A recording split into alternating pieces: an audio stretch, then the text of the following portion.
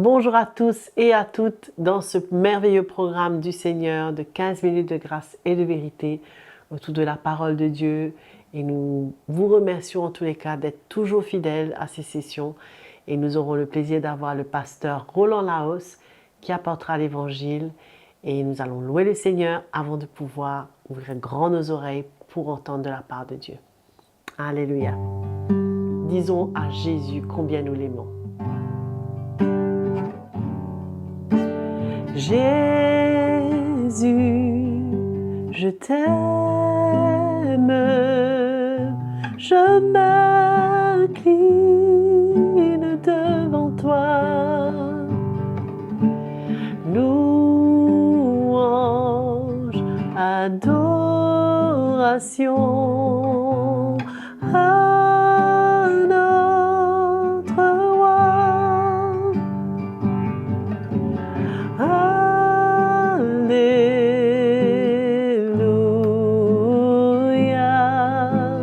Alléluia, Alléluia,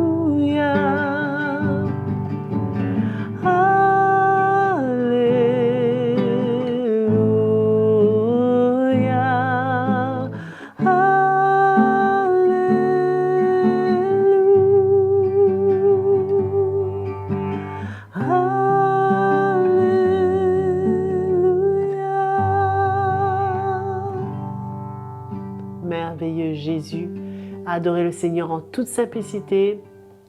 Et maintenant, nous allons entendre la parole de Dieu.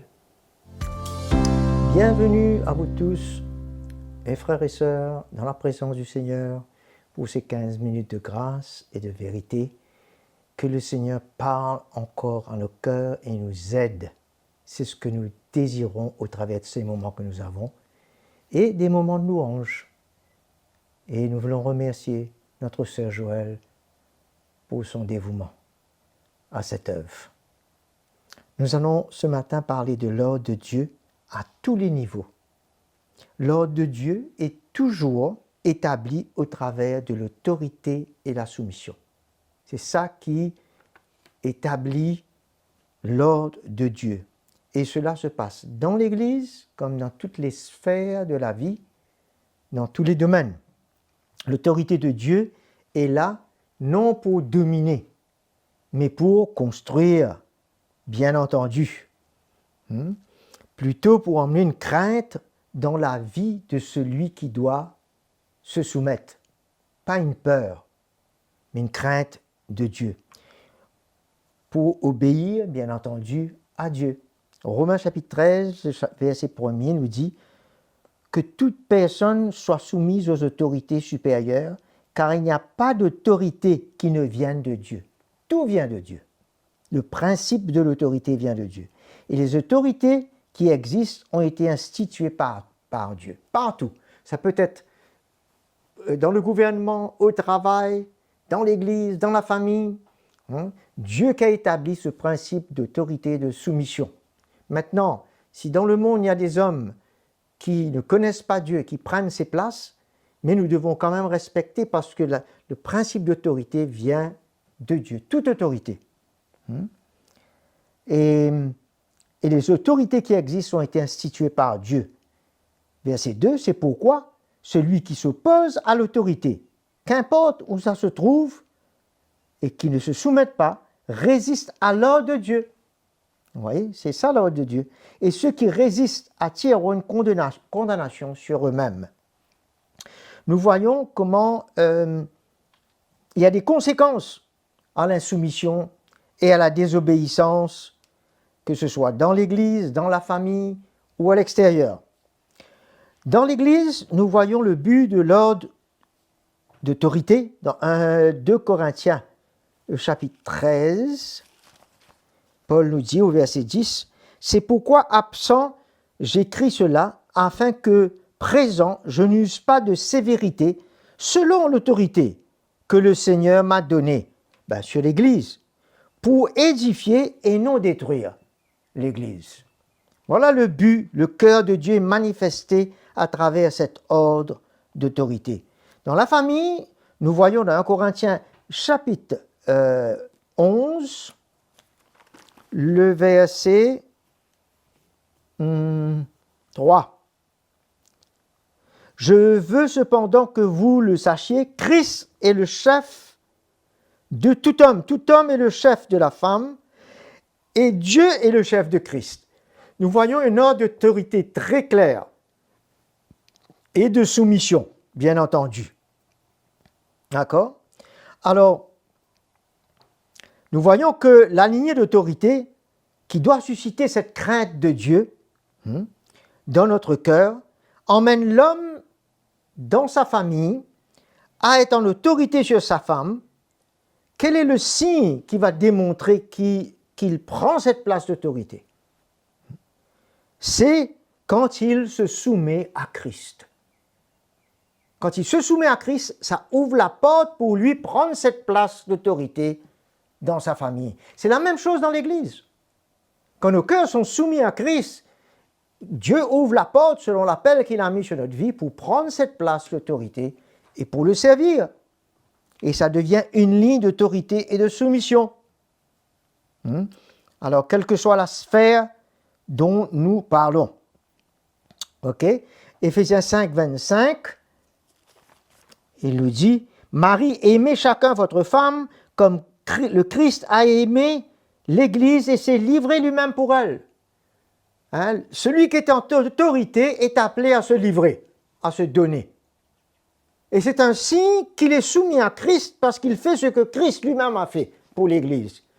Ça montre sa soumission vers Christ et ça amène une crainte dans son couple, dans sa famille. Okay?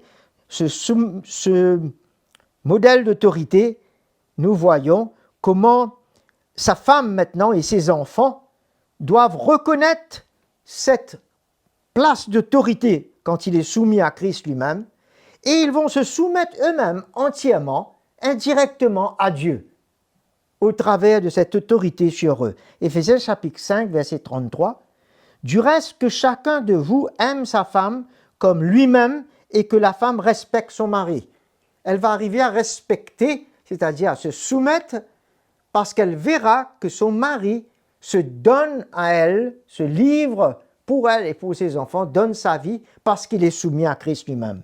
Dans le verset 22, c'est comme ça que Paul exhorte les femmes, « Soyez soumis chacun à votre mari comme au Seigneur. » Pas simplement soumettre à votre mari, mais c'est selon cet ordre d'autorité-là. Quand vous voyez cela dans l'esprit, cela suscite ce désir de soumission. Ok?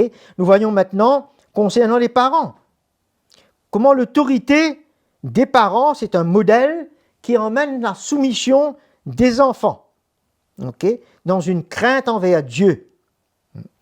Chapitre 6, verset 1er, « Enfants, obéissez à vos parents selon le Seigneur, car cela est juste. » Dieu approuve que les enfants se soumettent, mais ils doivent voir devant eux ce modèle de soumission et d'autorité à travers le père et la mère.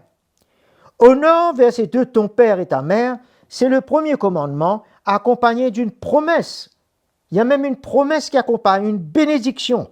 Ça montre comment Dieu approuve cette place d'autorité et de soumission, afin que tu sois heureux et que tu vives longtemps sur la terre. Une grande bénédiction. Nous voyons également, et dans le verset 4, nous voyons comment les parents doivent vivre cette autorité sur leurs enfants dans l'amour afin de construire leur vie dans une relation familiale et non dans une relation charnelle pour détruire, avec amour, avec soin de s'occuper des enfants, afin qu'ils se soumettent de tout cœur, sans quoi ça va susciter de la rébellion dans leur cœur. Quand nous imposons et nous venons avec force et non avec l'amour de Dieu. Et il dit au verset 4, « Et vous, pères, n'irritez pas vos enfants, mais élevez-les en les corrigeant, en les avertissant, selon le Seigneur, selon son cœur, selon son amour. » Dans cette place d'autorité, ça ne nous donne pas un feu vert pour agir selon la chair, dans nos forces, selon la colère. Non, non, non, non. Ça ne se retrouve pas dans cette lignée d'autorité. hein, afin que nous ne retrouvions pas nos enfants quand ils grandissent sur une autre voie. Parce que notre correction, notre instruction devrait, dans le futur, les garder sur les voies du Seigneur. Alors faisons-les dans un cœur qui est soumis nous-mêmes au Seigneur et à son œuvre dans nos vies pour que nos enfants en bénéficient. Nous voyons également, il parle de serviteurs, les employés. Soumettez-vous et obéissez à vos maîtres, car cet ordre d'autorité reflète Dieu lui-même et pas les hommes. Nous lisons le verset 5. Serviteurs, obéissez à vos maîtres selon la chair, avec crainte et tremblement. D'où ça vient, ce crainte et tremblement? On tremble parce qu'on a peur de notre maître? Non, non, non. C'est parce qu'il y a une source d'autorité qui vient de Dieu dedans. Une lignée. Dans la simplicité de votre cœur, comme au Christ. Avec simplicité, dans le naturel de votre cœur. Et cela non seulement sous leurs yeux, comme pour plaire au Seigneur, parce que même s'ils ne sont pas là, Dieu est là.